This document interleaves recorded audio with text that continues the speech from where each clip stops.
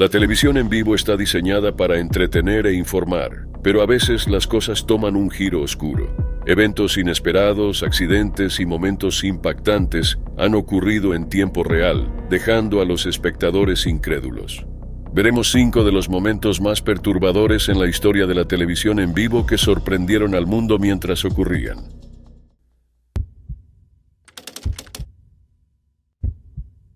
El 6 de marzo de 1995 comenzó como un día normal en Lake Orion, Michigan.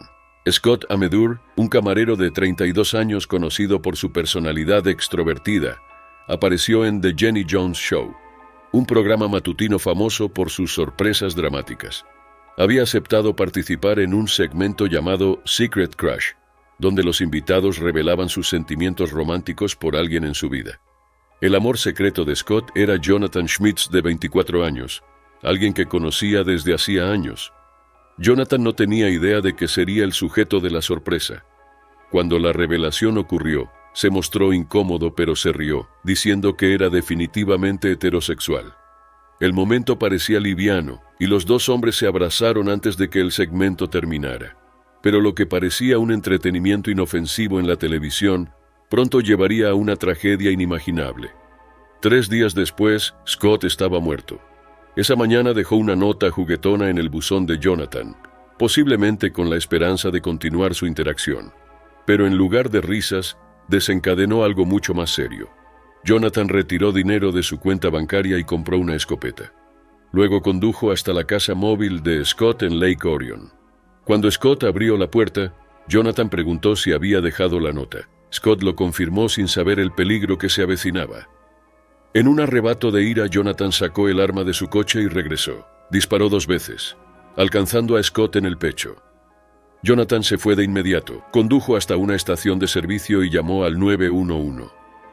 Admitió tranquilamente lo que había hecho, diciendo que actuó por humillación tras su aparición en el programa.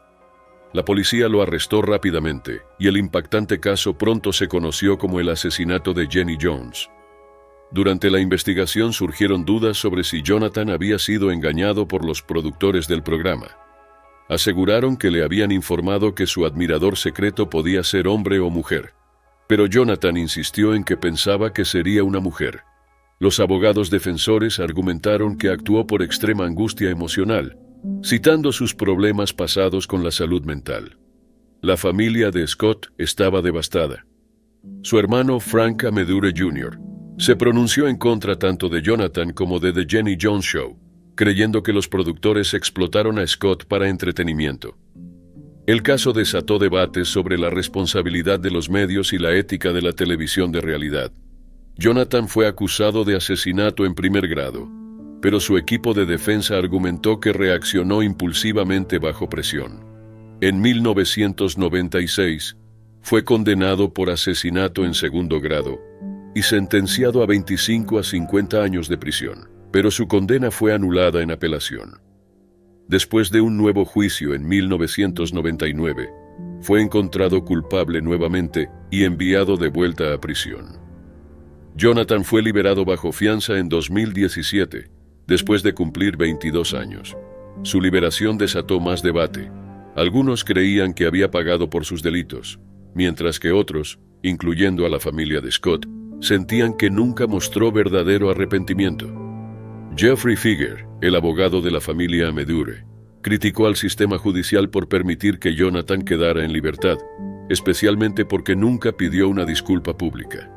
Mientras tanto, la familia de Scott emprendió acciones legales contra The Jenny Jones Show y su empresa matriz, Warner Bros.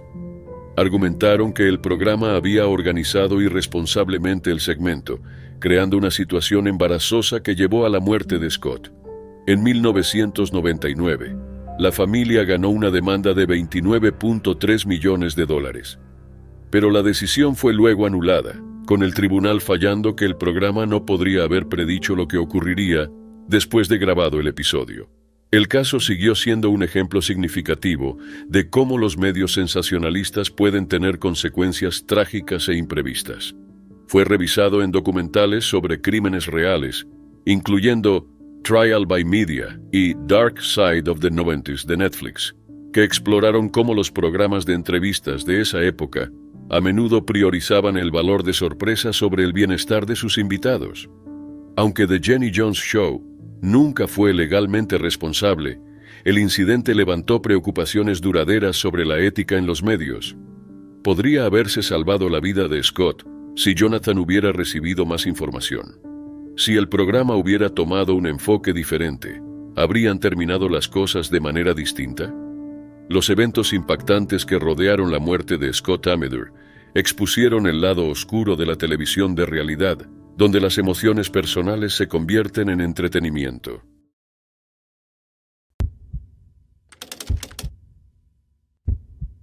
El 16 de enero de 2009, un momento inesperado en la televisión en vivo dejó a los espectadores de todo el mundo en un silencio atónito. El periodista israelí Shlomi Eldar se preparaba para entrevistar a la ministra de Relaciones Exteriores, Tzipi Livni, sobre la guerra en Gaza, cuando recibió una llamada que cambiaría el curso de la transmisión y conmovería profundamente a todos los que la veían. La llamada provenía del doctor Izzeldin Abu El-Aish, un médico palestino que había trabajado en hospitales israelíes durante años. Conocido por su compromiso con la paz, Abu El-Aish nunca permitió que el conflicto continuo de la región nublara su creencia en la coexistencia. Pero esta vez no llamaba para hablar de esperanza ni de su trabajo. Su voz temblaba mientras compartía la devastadora noticia que cambiaría su vida para siempre.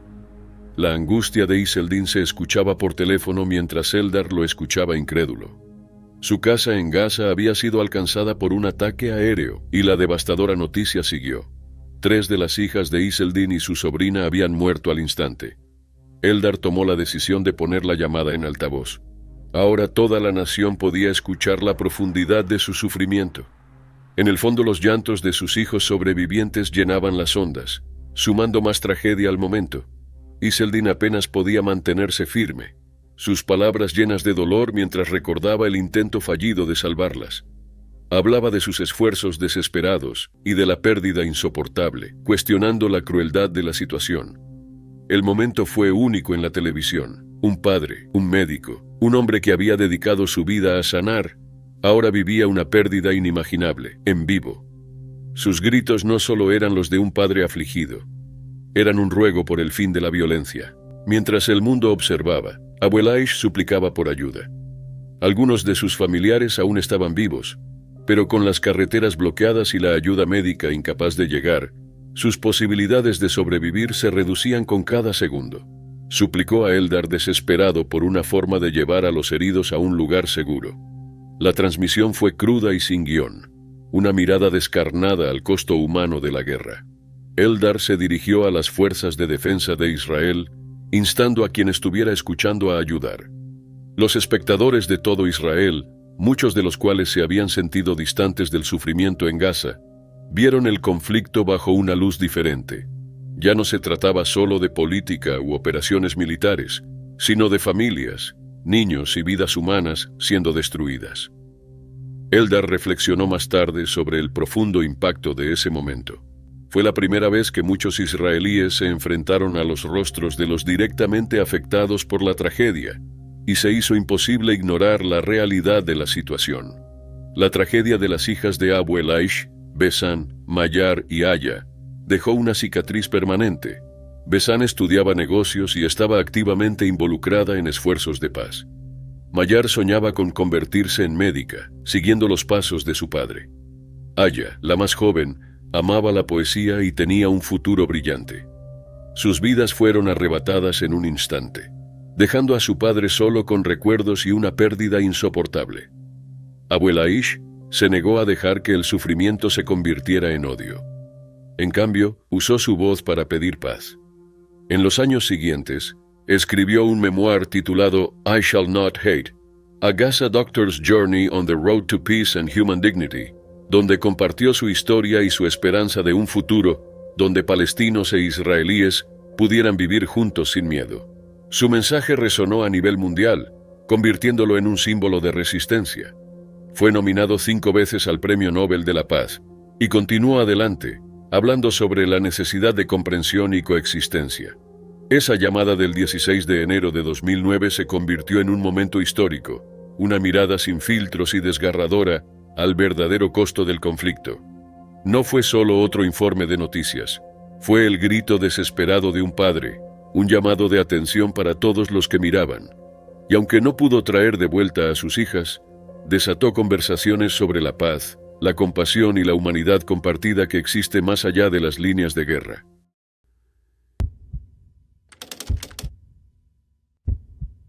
Era 2016 en Moscú, Rusia. Se grababa en vivo el popular programa de televisión Pro Lubov o Sobre el Amor.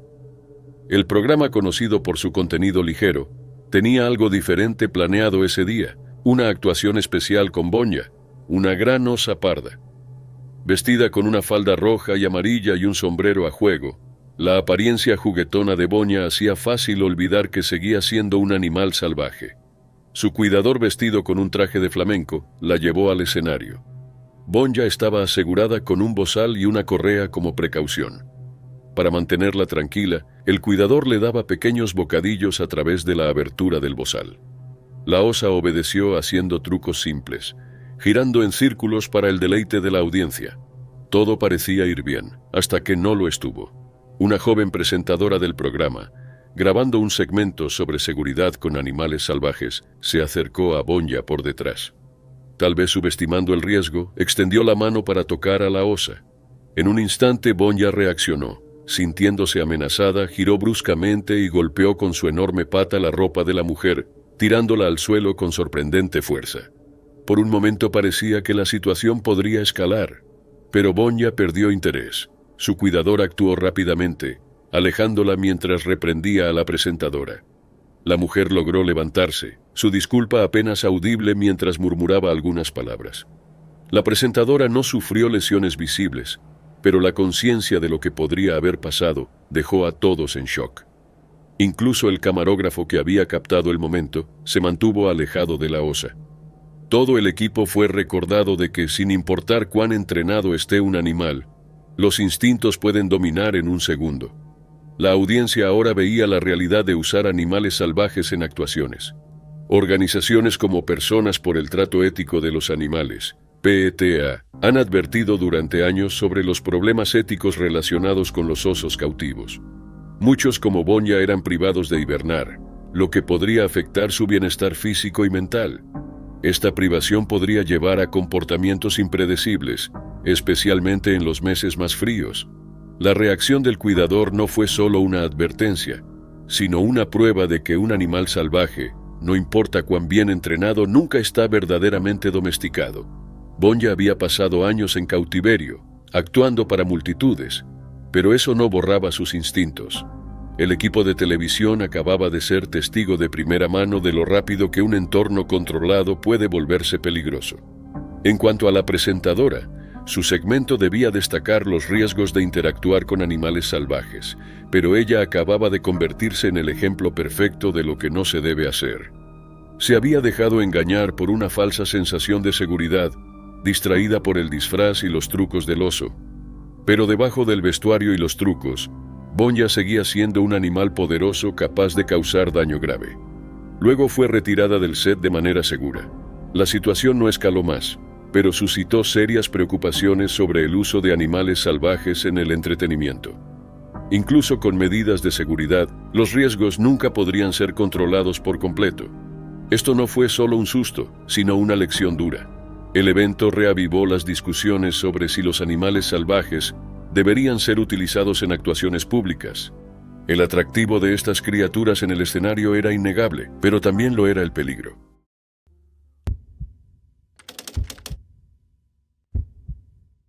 El 14 de junio de 2008, una transmisión en vivo de televisión en Miyazaki, Japón, dio un giro impactante que cambiaría para siempre la vida de un hombre y afectaría profundamente a toda una comunidad. El evento formaba parte de Yaga Yaga Tengoku, un popular programa de televisión conocido por mostrar tradiciones locales de manera divertida y ligera. El segmento de ese día presentaba una competencia única llamada Butsumo, donde los participantes se empujaban juguetonamente en un gran círculo de poliestireno colocado sobre un campo de arroz embarrado. El objetivo no era derribar a los oponentes, sino ensuciarse lo más posible con barro. Yanagida Tetsushi, un conocido presentador de televisión, estaba allí para cubrir el evento. Mientras las cámaras grababan, decidió unirse. Se lanzó de cabeza al agua fangosa poco profunda, con la intención de sumergirse por completo para dar un efecto cómico. Pero en lugar de risas, el momento se transformó en tragedia. Bajo el agua fangosa estaba el suelo duro e implacable. Cuando Yanagida aterrizó, su cuello golpeó la superficie con fuerza, causando graves daños en su columna vertebral. En un instante perdió todo movimiento. La transmisión en vivo continuó sin saber la gravedad de la situación. Al principio, incluso quienes estaban a su alrededor no se dieron cuenta de que algo andaba mal. La compañera presentadora Maiko Konishi, asumiendo que bromeaba, le echó más barro en la cabeza. Pero cuando Yanagida permaneció inmóvil, la realidad se hizo evidente. Esto no era un acto. Estaba consciente, pero completamente incapaz de moverse o hablar. Intentaron sacudirlo para despertarlo, sin saber que eso empeoraba la situación. Los profesionales médicos luego criticaron la respuesta, señalando que los movimientos bruscos podrían haber agravado aún más sus lesiones. Momentos después, equipos de emergencia llegaron y lo trasladaron a un hospital en Kumamoto. Los médicos dieron una noticia devastadora. Yanagida había sufrido una grave lesión en la columna cervical, dejándolo con un 99% de posibilidades de parálisis permanente. El presentador, antes lleno de energía, ahora enfrentaba una vida en la que incluso los movimientos más simples parecían imposibles. A pesar del sombrío diagnóstico, Yanagida se negó a rendirse. En el hospital su primera preocupación no era para él, sino por su familia. Expresó una profunda preocupación por su madre, pidiendo que la cuidaran cuando él regresara. Su resiliencia fue evidente desde el inicio. Tras la cirugía comenzó un arduo proceso de rehabilitación. En los primeros días incluso sentarse era una lucha. Su cuerpo no podía regular la presión arterial, lo que le causaba desmayos frecuentes. El progreso fue dolorosamente lento. Casi un año después del accidente podía levantar el brazo apenas unos centímetros. Después de 10 meses en el hospital, Yanagida fue autorizado a regresar a casa en silla de ruedas. Pero su recuperación no terminó allí. Continuó con terapia intensiva en Beppu, en la prefectura de Oita, aprendiendo a adaptarse a dispositivos de asistencia. Tareas cotidianas como afeitarse o usar la computadora se convirtieron en hitos importantes. 3 años después del accidente, en 2011, Yanagida hizo un regreso emocional a la televisión. Apareció en 24 Horas TV, El amor salva la tierra, su primera vez frente a las cámaras desde el incidente. Ese mismo año aprobó un examen de certificación en tecnología de la información, demostrando su determinación de seguir adelante. Para 2012 volvió al aire regularmente con Mapos, un programa sucesor de Yaga Yaga Tengoku. Aunque físicamente limitado, su energía seguía intacta. Continuó interactuando con los espectadores, compartiendo historias y noticias locales con la calidez que lo caracterizaba. Más allá de la televisión, Yanagida se convirtió en defensor de los deportes adaptados, particularmente el boccia, un deporte diseñado para personas con discapacidades físicas. Su participación lo llevó a convertirse en vicepresidente de la Asociación de Boccia de la Prefectura de Miyazaki, ayudando a hacer crecer el deporte e inspirando a futuros atletas. Su esposa y 2 hijos estuvieron a su lado, ayudándolo en los momentos más difíciles. Su amor y aliento jugaron un papel crucial en su capacidad para seguir adelante. Hoy Yanagida continúa inspirando. Aparece en Miyazaki Genki TV, usando su plataforma para elevar a los demás. Aunque enfrenta desafíos diarios, insiste en que su mayor alegría es hacer sonreír a las personas. Su historia es una de resiliencia y esperanza. Nunca cedió a la desesperación. Su regreso a la televisión, su dedicación al boccia y su negativa a ser definido por sus circunstancias han motivado a innumerables personas. ¿Qué pasaría si se hubiera rendido? ¿Habríamos sido testigos de una recuperación tan increíble? Su viaje demuestra que la perseverancia y el optimismo pueden llevar a resultados extraordinarios. Fue en 2011 cuando Jimmy Savile, un conocido presentador de televisión británico, falleció a los 84 años. En la superficie, era admirado por su personalidad excéntrica. sus esfuerzos filantrópicos y su carrera de largo recorrido. Recaudó millones para hospitales, fue nombrado caballero en 1990 por sus contribuciones y parecía ser un hombre dedicado a ayudar a los demás. Pero después de su muerte, los rumores de larga data tomaron un giro perturbador. Investigaciones descubrieron verdades impactantes. Había utilizado su fama y trabajo caritativo para aprovecharse de al menos 500 víctimas. Durante décadas se había escondido a plena vista, manipulando la confianza pública mientras ocultaba su verdadera naturaleza. Savile era más conocido por ser el anfitrión de Jim'll Fix It, un programa que concedía los deseos de los niños desde 1975 hasta 1994. Para muchos, era un entretenedor excéntrico que traía alegría a los niños. Pero tras bambalinas, usaba su posición para aprovecharse de jóvenes y personas vulnerables, incluidos aquellos a los que conocía a través de su trabajo caritativo en hospitales. Nacido el 31 de octubre de 1926 en Leeds, Inglaterra, Savile era el menor de 7 hermanos. A menudo hablaba sobre una infancia difícil y relaciones familiares distantes. A pesar de esto, creó una imagen de alguien que se preocupaba profundamente por los demás, especialmente los niños. En la década de 1960, comenzó a ser voluntario en Leeds General Infirmary, un hospital infantil. Visitaba con regularidad, recaudaba dinero e incluso tomó un trabajo a medio tiempo como portero en 1968, lo que le dio acceso a los pacientes. Su imagen pública como hombre generoso engañó a muchos, pero a puertas cerradas se aprovechaba de aquellos a quienes decía estar ayudando. Una víctima fue un niño de 14 años en silla de ruedas y recordó un encuentro inquietante con Savile en el hospital. Savile se acercó a él, hizo un comentario casual y luego cruzó una línea. Este fue solo uno de muchos incidentes que ocurrieron bajo la apariencia de trabajo caritativo. A medida que su carrera televisiva prosperaba, también lo hacía su acceso a más personas. Luego presentó Top of the Pops, un popular programa de música con bailarinas jóvenes. Fue allí donde luego se reportaron algunas de sus acciones más inquietantes. La víctima Sylvia Edwards recordó un incidente de 1976 cuando Savile la tocó inapropiadamente en vivo. Cuando lo denunció, la ignoraron. A pesar de los crecientes murmullos sobre su comportamiento, Savile siguió siendo una figura protegida en la sociedad británica. Sus conexiones con personas poderosas, incluidos miembros de la familia real, le permitieron continuar su carrera sin ser cuestionado. Incluso aconsejó al príncipe Carlos sobre asuntos públicos y políticas de salud, lo que consolidó aún más su influencia. Muchos sospechaban que algo no estaba bien con Savile, pero sus preocupaciones fueron desestimadas. No fue hasta después de su muerte que se expuso el alcance completo de sus acciones. A medida que la policía profundizaba, más sobrevivientes se presentaron revelando que sus acciones no se habían limitado a niños. Aparecieron informes de que incluso adultos y pacientes hospitalarios ancianos habían sido maltratados por Savile durante sus años de trabajo voluntario. La visión pública de él cambió rápidamente. Lo que antes era un querido presentador y filántropo, ahora se convirtió en un símbolo de manipulación y engaño.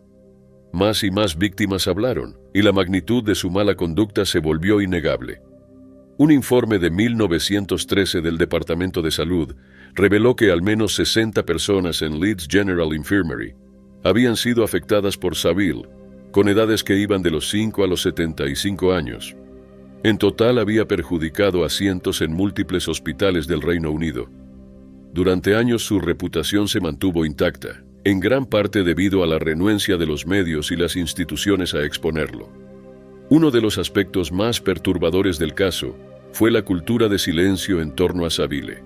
Muchas víctimas temían hablar, preocupadas por las consecuencias o por no ser creídas. Algunas fueron amenazadas, mientras que otras guardaron silencio, sabiendo que sus denuncias probablemente serían ignoradas. Las poderosas conexiones de Savile y su estatus de celebridad lo mantuvieron seguro durante décadas.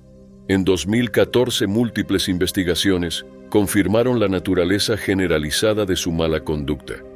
Los sobrevivientes siguieron presentándose, compartiendo sus dolorosas experiencias y exponiendo la sorprendente verdad sobre un hombre que había sido celebrado por millones. El caso de Jimmy Savile reveló cómo el poder y la influencia pueden ser utilizados para ocultar secretos terribles.